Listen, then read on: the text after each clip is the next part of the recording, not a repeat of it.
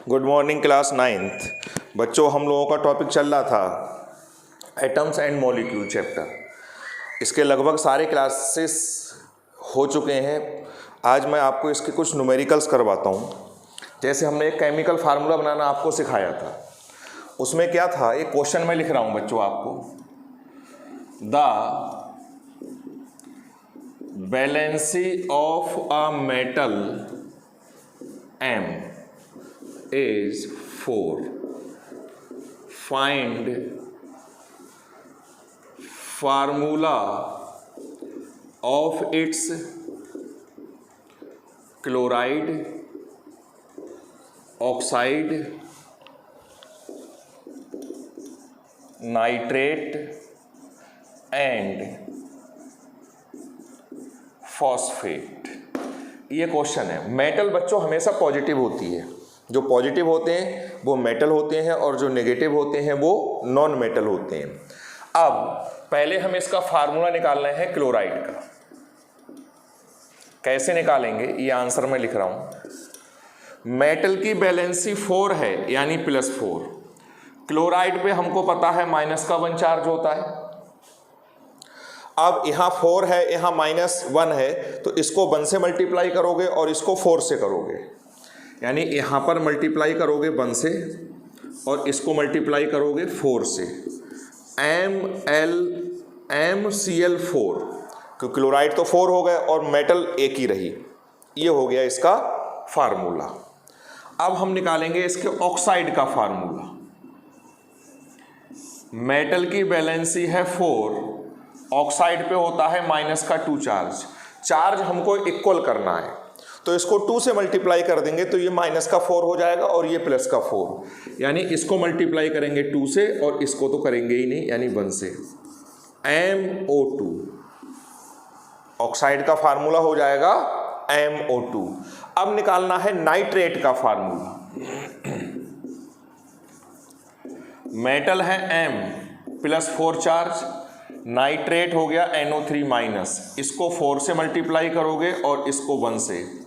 M nitrate हो रहे हैं 4, तो होल 4। ये हो गया इसके नाइट्रेट का फार्मूला। अब निकालना है इसके फॉस्फेट का फार्मूला। मेटल है 4+, फॉस्फेट पे बच्चों चार्ज होता है -3, तो इसको 3 से मल्टीप्लाई करोगे और इसको 4 से। M3PO4 का होल थ्राइस। तो जिस मेटल की बैलेंसी 4 है उसके क्लोराइड का फार्मूला ये होगा, ऑक्साइड का फार्मूला ये होगा, नाइट्रेट का फार्मूला ये होगा और फॉस्फेट का फार्मूला ये होगा। इस टाइप से ये क्वेश्चन हम सॉल्व करेंगे। एक क्वेश्चन में इसी टाइप का और करवा रहा हूं आपको, ये आप नोट करेंगे बच्चों, क्वेश्चन भी अपनी कॉपी में और उसका आंसर भी नोट कर लीजिए।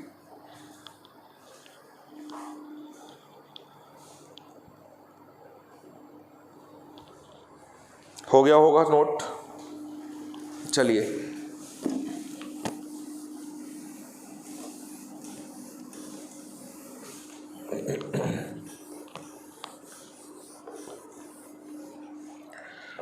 क्वेश्चन है the valency of a metal is 2। Valency अब 2 है। Find formula of its chloride, oxide, nitrate and phosphate. ये सेकेंड क्वेश्चन है, क्वेश्चन नंबर 2। अब पहले हम इसके क्लोराइड का फार्मूला निकालेंगे। मेटल की बैलेंसी 2 है यानी +2, क्लोराइड पे -1 चार्ज होता है, इसको 2 से मल्टीप्लाई करेंगे और इसको 1 से। MCl2, इसके क्लोराइड का फार्मूला हो जाएगा MCl2। अब निकालेंगे इसके ऑक्साइड का फार्मूला। मेटल पे +2 चार्ज है और ऑक्साइड पे -2 होता है। दोनों बैलेंसी सेम है। जब चार्ज सेम होता है तो क्रॉस मल्टीप्लाई नहीं करते हैं, फार्मूला हो जाएगा MO। अब निकालना है इसके नाइट्रेट का फार्मूला। मेटल की बैलेंसी 2 है, नाइट्रेट की बैलेंसी -1 होती है, इसको 2 से मल्टीप्लाई करोगे बच्चों और इसको 1 से। फार्मूला हो जाएगा M तो एक ही है लेकिन नाइट्रेट 2 हैं, होल ट्वाइस। अब आता है इसके फॉस्फेट का फार्मूला। मेटल है M2+, फॉस्फेट है PO4 3-। अब क्रॉस मल्टीप्लाई करनी पड़ेगी, यहाँ पे आएगा 3 और यहाँ पे आएगा 2, M3PO4 का होल थ्राइस। ये फार्मूला है इसके फॉस्फेट का।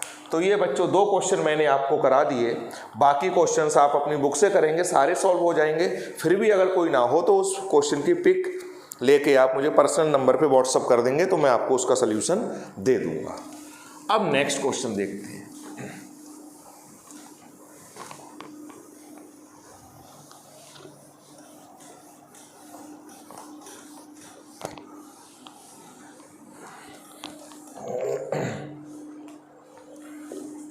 क्वेश्चन है find number of atoms in, पहला, दूसरा, तीसरा, चौथा, हम 4 क्वेश्चन दे रहे हैं। 0.5 मोल सोडियम एटम, 1.5 मोल calcium, 2 mole potassium, 2.5 mole nitrogen atom.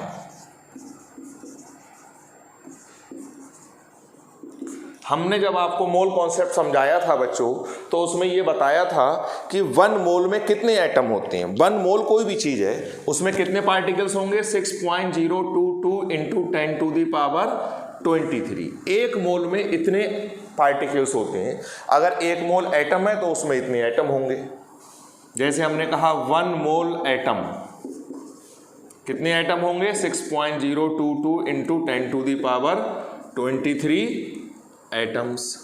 हमने कह दिया 1 मोल मॉलिक्यूल्स, तो मोल हटाएंगे तो इतनी वैल्यू लगाएंगे, 6 इसको बोलते हैं एवोगाड्रो नंबर। मॉलिक्यूल है तो मॉलिक्यूल्स, एटम है तो एटम, मॉलिक्यूल है तो मॉलिक्यूल। हमने कहा 1 मोल रुपीज 6.022 × 10⁻23 रुपीज, कुछ भी कह लो, यानी मोल का मतलब होता है 6.022 × 10⁻23। एटम है तो एटम, मॉलिक्यूल है तो मॉलिक्यूल, और रुपीज है तो रुपीज। अब हम लोग क्वेश्चन सॉल्व करना शुरू करते हैं। फर्स्ट पार्ट, ए पार्ट हम सॉल्व कर रहे हैं। 1 मोल सोडियम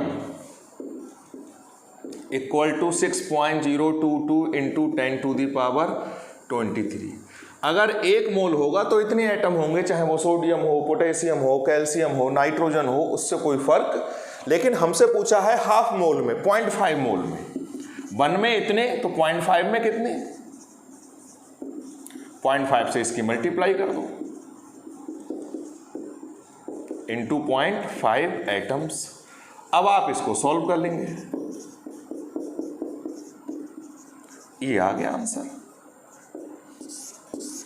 यानी 0.5 मोल सोडियम में इतने एटम होंगे। क्लियर होगी बात। अगर मान लो यहां पे होता 1.5 तो यहां पे हम लिखते 1.5 तो लिखते दिस इंटू 0.5 की जगह क्या हो जाता 1.5। 2 था तो 0.5 की जगह क्या हो जाता 2 हो जाता। बिल्कुल सिमिलर वे में हम लोग लेके चलेंगे। नेक्स्ट सेकेंड पार्ट यही कर दे रहा हूं मैं, अभी इसको रब नहीं कर रहे हैं। 1.5 मोल कैल्शियम एटम में, अब फिर वही लिखोगे आप, 1 मोल कैल्शियम एटम्स 6.022 × 10⁻23 एटम्स। 1 मोल में तो इतने एटम है। आपसे पूछे 1.5 मोल में, 1.5 मोल कैल्शियम में,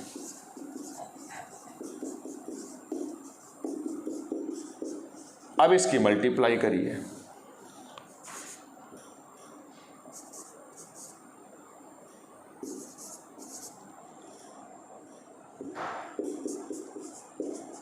इतने एटम्स, आंसर आ गया। बस सिंपल सी कैलकुलेशन है। 1 में इतने एटम तो इतने में कितने एटम, जो वैल्यू है इनटू वही हो जाएगा। यहां पर 0.5 था तो इंटू 0.5 हो गया, यहां 1.5 है तो क्या हो जाएगा 1.5। अब जैसे इस क्वेश्चन में 2 है तो यहाँ इंटू 2 हो जाएगा, यहाँ पे 2.5 है तो इंटू 2.5। फिलहाल मैं ये 2 क्वेश्चन भी सॉल्व कर दे रहा हूँ। ये सारे क्वेश्चंस आप अपनी फेयर कॉपी में नोट करेंगे जितने भी मैंने आपको वीडियो लेक्चर में सॉल्व करवाए हैं। सी पार्ट वही लिखोगे आप। 1 मोल पोटेशियम, पोटेशियम का सिंबल होता है K, इक्वल टू इतने एटम्स। अब आपसे पूछे 2 मोल में तो इंटू 2 कर दोगे, 1 में इतना तो 2 में कितना। 2 mole potassium equal to 6.022 10 to the power 23 into 2।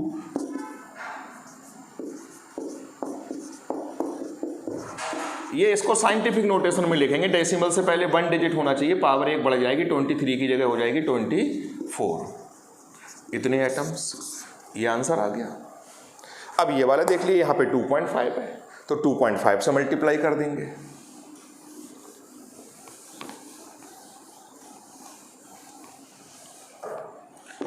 One mole nitrogen equal to 6.022 10 to the power 23 atoms. तो 2.5 मोल नाइट्रोजन